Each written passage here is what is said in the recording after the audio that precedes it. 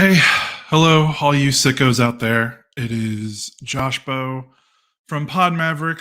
You're one of your co-hosts, also editor over at MazMoneyball.com, coming to you about 9:45 Texas time on a Friday night by myself.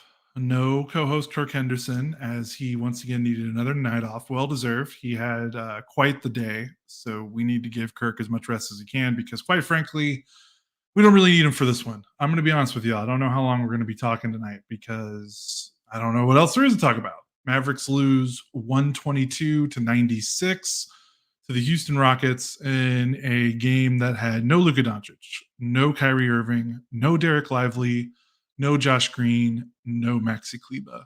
Um, so this was penciled in as a loss before this game even tipped off. It was most likely going to be a blowout. It turned into a blowout sometime in the middle of the second quarter. And then in the third quarter, it was, a 30 plus point lead at certain points. And by then, we were graced with a fourth quarter that was entirely garbage time, which is an NBA treat for all of the sickos out here. And if you're on this podcast right now, if you are watching on a Saturday night, if you're stateside, if you're in the United States, if you're watching a Mavericks live show podcast recap on a Saturday night after the Mavericks lose a stinker with none of the stars playing, you are a certified sicko. So I appreciate y'all, whoever's here, joining me tonight.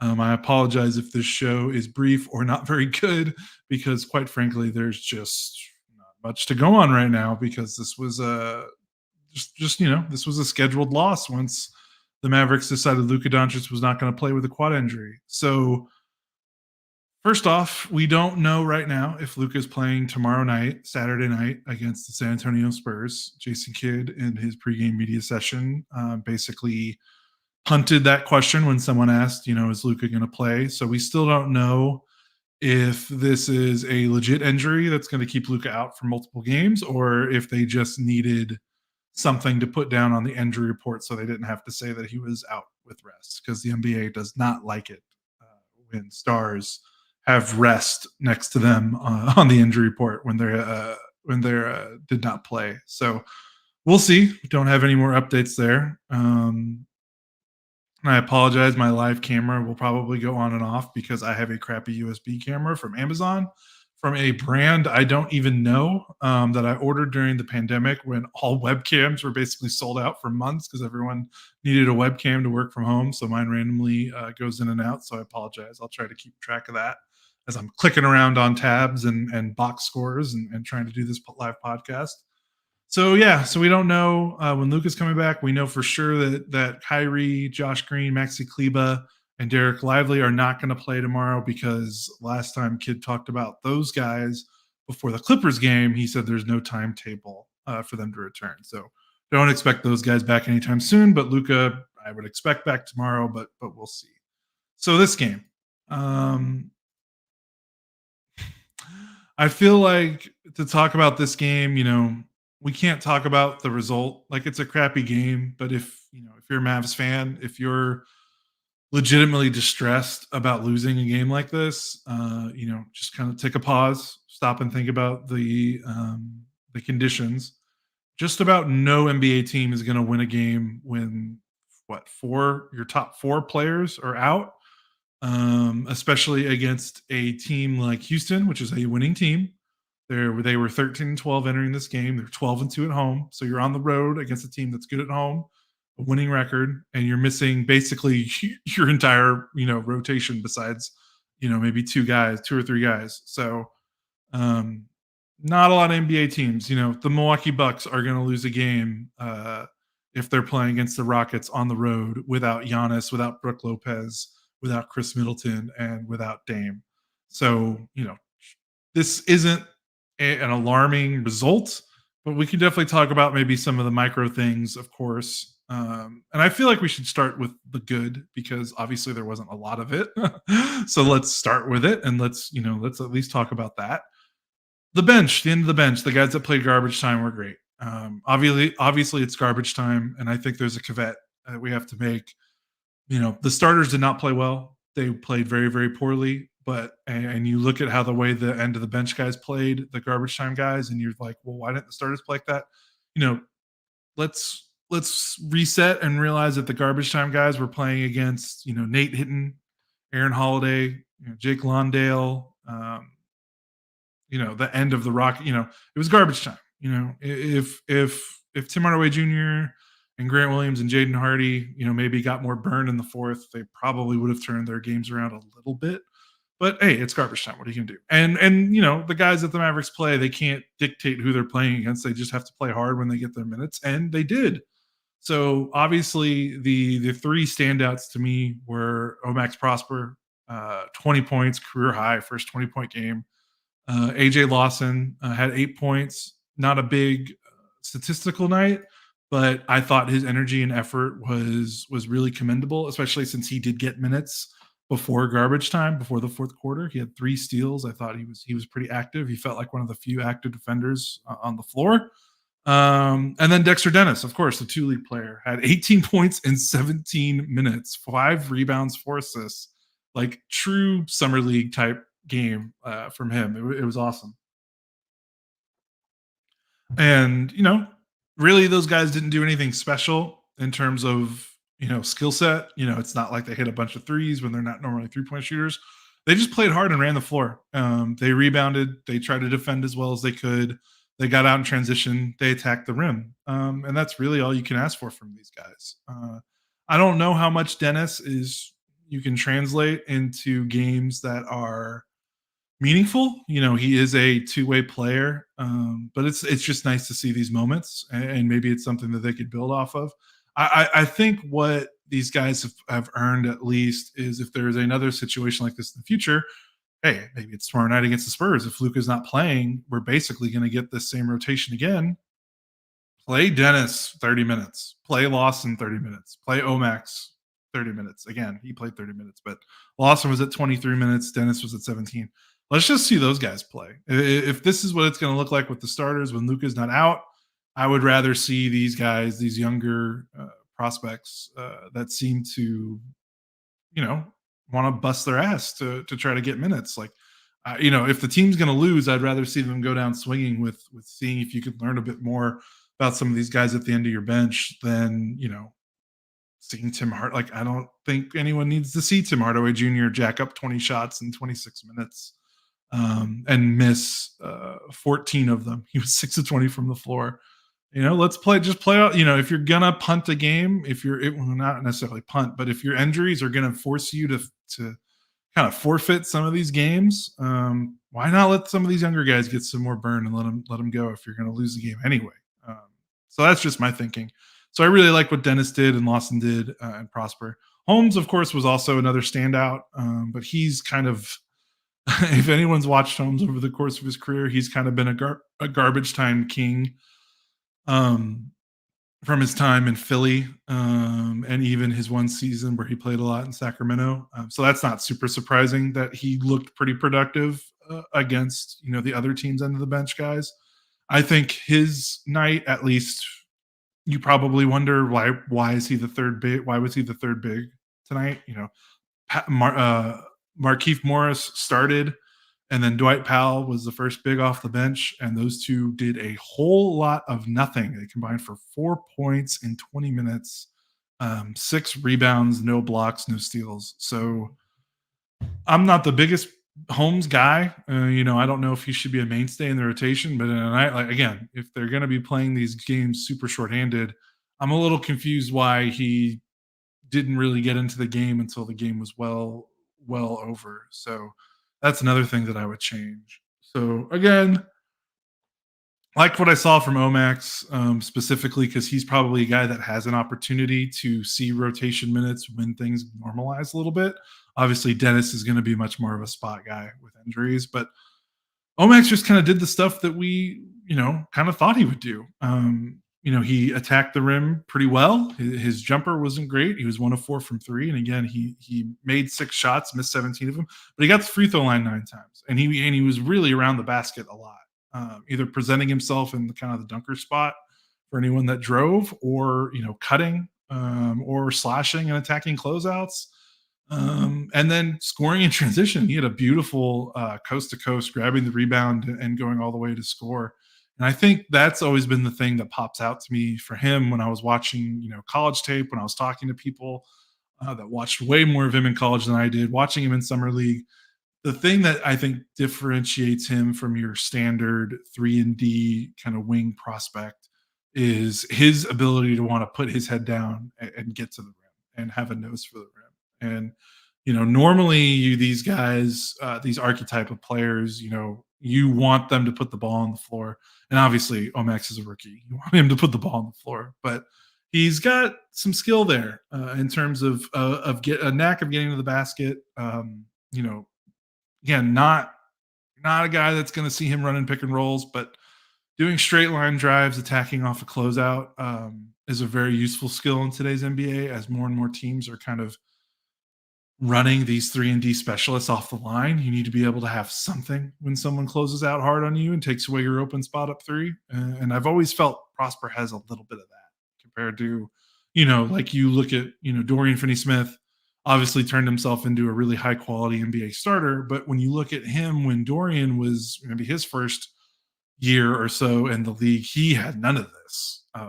He had none of this penchant for scoring or being around the basket or getting to the basket that Omax has. So I feel like that gives him a little bit of a head start development wise compared to maybe some of the 3 and D wings the Mavericks have had in the past. So that's exciting. I'd like to see more of that. And again, even if Luka does play tomorrow, it would still be fun to see a lot of Omax minutes if possible because it's fun. It's fun to watch the young guys do stuff. If you're already playing a game like this, where the cards are stacked against you because of injuries, and you're probably going to lose anyway, again, would like to see the young guys get some run.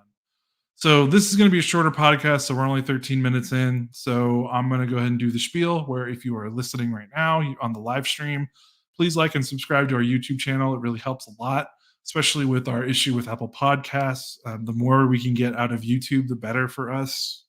I'll just say it, better for us financially. Apple Podcasts is kind of a big cash cow for us because obviously it's like the most listened to podcast platform because everyone in the universe, or at least everyone in America, has an iPhone. So pretty much everyone listens to their podcasts through Apple.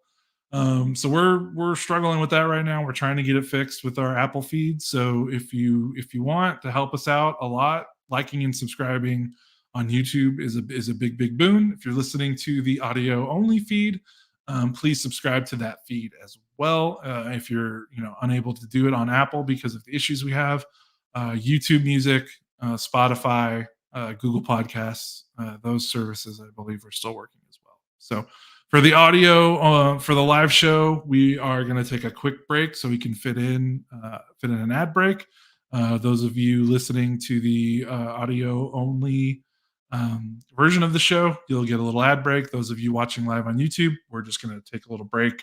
We're going to chill for a couple seconds, get that ad break in, and then we will be right back and we will talk about the rest of the Mavericks blowout loss to Houston, again losing 122-96. We'll be right back. Okay, we're back. Kind of talked about the good stuff in the first half of the podcast. The end of the bench guys who played really well: AJ Lawson, Omax Prosper, Dexter Dennis, Rashawn Holmes. I even liked a little bit of what Greg Brown did. I know he only scored 3 points and missed all of his shots, but he had 5 rebounds in 12 minutes. He has some athleticism that's fun. He's another guy, like I wouldn't mind seeing them throw him out there for like 20 minutes if it's going to be a non-competitive game like it was tonight. So that was another one that kind of caught my eye. So unfortunately, probably need to talk about some of the bad. I don't think this is a time to really crucify a lot of guys on the roster because, again, the Mavericks roster is still one made up of a team that requires its stars to function. The team does not have a lot of guys that can do a lot with the ball in their hands when Luka is not on the floor, or even Kyrie Irving as well. But still, you would like your veterans to do just a little more. Tim Hardaway Jr., Jaden Hardy combined to shoot, if I'm doing my math right, 9 of 37, 24 points. Like, oof. Hardaway 6 of 20, 2 of 8 from 3. Hardy was 3 of 17, 2 of 12 from 3. That's bad, and especially when those are your somewhat proven scorers on a roster that's missing Kyrie and missing Luka, you just want a little bit more. But it's tough because Houston is one of the best defenses in the league. They were fully healthy. I mean, their starting lineup: Jabari Smith, Dylan Brooks, Fred VanVleet. Um, there's good defenders up and down the starting lineup.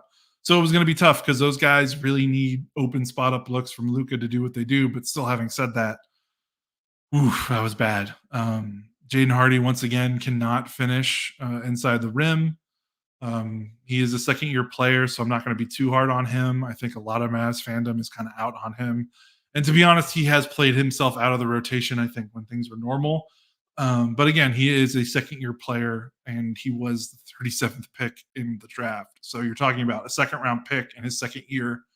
Um, there has to be, some wiggle room here in that I don't think you can hop all the way off the Jaden Hardy train right now. But clearly, this was not a good performance from him. That's not great. Hardaway, what are you going to say? He's a gunner when Luka. I mean, he's a gunner all the time. But when Luka or Kyrie are on the floor, it kind of stabilizes his shot selection. But when he is the guy that has the ultimate green light and there's no one else to stop him, I mean, this is kind of what it looked like when he was in New York for both of those stints. Not really much more to say for him. I think the big one that a lot of people are disappointed in is Grant Williams. 0 points, 0 of 5 from the floor, 0 of 3 from 3, 4 rebounds, 2 assists, 2 steals, a block. Didn't have a great game against the Clippers, but did enough in the box score, 9 points, 9 rebounds, 4 assists, a block to kind of contribute a little bit there. He's in a bad way. In the month of December, he's averaging right around 9 points on 30% shooting from 3, about 38% from the floor. He has been in double single-digit points now for 5 straight games. Has only been in double figures twice in December. If you take that back to his November 18th game against the Milwaukee Bucks, he scored 14 points on 11 shots. Since then, he has played in 1, 2, 3, 4, 5, 6, 7, 8, 9, 10, 11, 12. So 12 games since he played November 18th against the Bucks. He's only been double figures for 2 of them. So 10 out of those 12 games, he's been in single digits. He hasn't shot the ball well at all. He's been 1 3-pointer or less in those games that he's been in single digits. So 10 out of 12, only 1 3-pointer made or less. His defense is inconsistent at best. He seems to still do okay when he's guarding a big guy in the paint for his size, but his off-ball defense has not been good. His perimeter defense has not been good. He has not been able to help contain any dribble penetration. Guys are driving right by him. And he's lost his man off the ball probably way too much in the half court. So not great. But at the end of the day, he's still, his season averages. I know no one really is going to care about this right now because it's kind of what have you done for me lately. He's at about 10 points, 4 rebounds on 39% shooting from 3. And for a starter on a team with a winning record, I'll be honest, that's kind of what I expected from him before the season started. I think expectations were a little out of whack and they need to be reset. I think when the move that got him to Dallas, I think there was a lot of excitement because it's just, hey, a new young player that can start, a new starter. It's exciting for a Mavericks team that is kind of shuffled through the same 4 or 5 starters next to Luka for the better part of the last 3 to 4 years. So the idea that they got some fresh blood, a 24-year-old forward that started in big playoff games for the Celtics, hit big shots, guarded Giannis in a game 7 very well, it's pretty exciting. And I think some people thought he was like going to legitimately be that third best player next to Luka and Kyrie. And when the acquisition happened, I tried to write, look, he's a great acquisition for this price. Even the way he's playing now, his contract is not that bad. He's 24, about to turn 25 years old. He can hit 3. He's been a good shooter outside of the Mavericks Luka ecosystem, which is always a plus for me. But look, he's not much more than, the Dorians and the Reggie Bullocks that he's replacing. He is a guy that requires most of his offense to be created for him. He was 79% of his field goals were assisted last season with the Celtics. He was mostly a spot-up guy, did not pick and pop, did not cut. Did not get a ton of offensive rebounds, did not drive, did not score in the paint a lot. Which, hey, that's what Dorian and Reggie and some of these other 3-and-D wings the Mavericks have had for a while. So again, it's not that surprising. The thing that's probably the most surprising to me is I think his defense has been a little worse than expected. The Mavericks are still overall a bad defensive team. You would think Grant I think his reputation might have outstretched what he actually brings on the floor defensively because he's had those monster playoff games. I mean, when you hold Giannis to a crappy shooting night and a game 7 and your team wins, I think that goes a long way towards your defensive reputation. And I had a follower point out to me on Twitter that maybe he considers himself more of a 16 game player than an 82 game player, which for those of you 16 game play like a playoff guy instead of a regular season guy, maybe that is. Maybe he'll rise to the occasion in the playoffs when they get there. But we'll see. I just,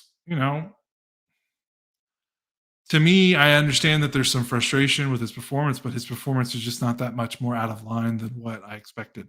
Now, the caveat to that is if this slump continues, if we are in the middle of January, if we are in the middle of February and Grant is at 8 points per game, shooting like 37% from three, then that's a problem. Then we are going to you have to get talked into this has been a disappointing season and things like that. And I tried to when I wrote that piece. I pointed out the things about his offensive game, which is not that dissimilar. And also, last season with the Celtics did not end well for him. He got benched toward the end of the season, did not play a bunch in the playoffs.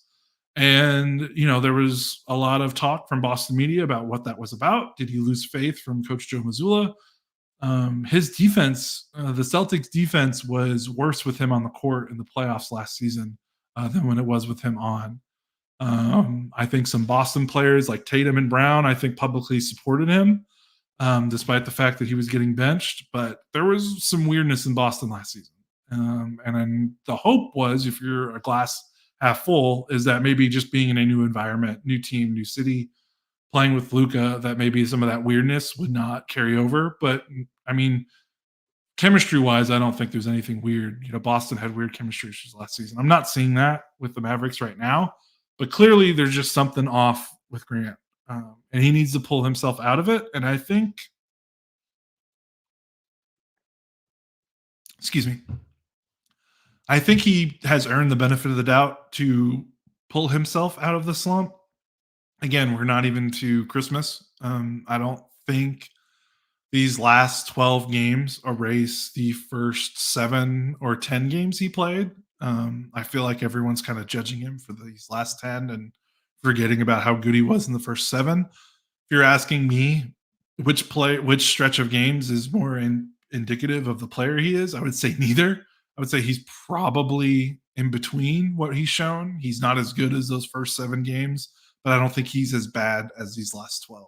So we'll have to see, but it is disappointing in a game like this that he just didn't rise to the occasion, didn't look like one of the veterans. And when a guy like Dexter Dennis can come off, two-way guy, and just kind of blow his production out of the water, and this is a guy you're counting on to be a core starter for your team, yeah, it's time to ask some questions. I totally get it. But for me, I'm just not there totally yet. I think he's earned the benefit of the doubt to climb his way out of this hole that he's in. But there's no doubt that he's in a major slump. So we'll see. Otherwise, not much to talk about. Can't really kill this team for this game with the way the roster is shaked out. Hopefully, Luka can play tomorrow against the San Antonio Spurs. So we'll see from there. The Mavericks standings wise, they're 16-12. This is not a great time to have a bunch of injuries. The Mavericks are now 7th in the West. The Pelicans just jumped ahead of them. They're 17-12. The Rockets are now right behind the Mavericks at 14-12. But some of the other teams in the West are like the Suns, Lakers, Warriors. There's some teams that are going through some issues right now. So I don't know if I would worry about the Mavericks falling out of the 10th, the play-in spot with these injuries. But, let's see if they can hold down the fort a little bit. Point differential, they're now ninth in the West in point differential. Doesn't help when you have these games without Luka, without all these players, but we'll see. The schedule's not getting any easier. They get a break. I mean, they have to play a back to back tomorrow, but they're going to be playing some pretty decent or at least competitive teams. They're not going to get a ton more games against the bottom of the conference for the next week or so. So the Mavericks need to get healthy and they need to get right quick because the West is so bunched up right now that they could drop in the standings even further if they can't figure a way to get this figured out and get healthy. So I think that's going to do it for me. 26 minutes on a game like this on a Friday night feels like a lot. So I appreciate you guys watching. Sorry, when I'm by myself, it's hard for me to kind of talk and look at the comment section and answer questions. So I'm sorry I couldn't really get to answer questions. And we're not going to do a live show because I need to go to bed. We're not going to do a fan show. But we'll maybe do one tomorrow because Kirk, I think, might be back tomorrow. So we'll see. So again, I appreciate everyone tuning in. You've listened to me babble on 2 nights in a row, so I really appreciate it. Talking by yourself is not a lot of fun, and but hey, I have a good time with you guys. It's really fun. I mean, there's 69 of you guys watching right now. That's really cool. That's way more than there needs to be on a Friday night after this game. So you guys are awesome. I really love our community, love our fan base. I think we're building something pretty cool here. So you guys are the best. Thank you. This is Pod Maverick After Dark. Mavericks again get thumped by the Houston Rockets 122-96. We will be back, hopefully full show tomorrow night after the Mavericks play against the San Antonio Spurs. We will talk to you guys then. Take it easy. Happy holidays.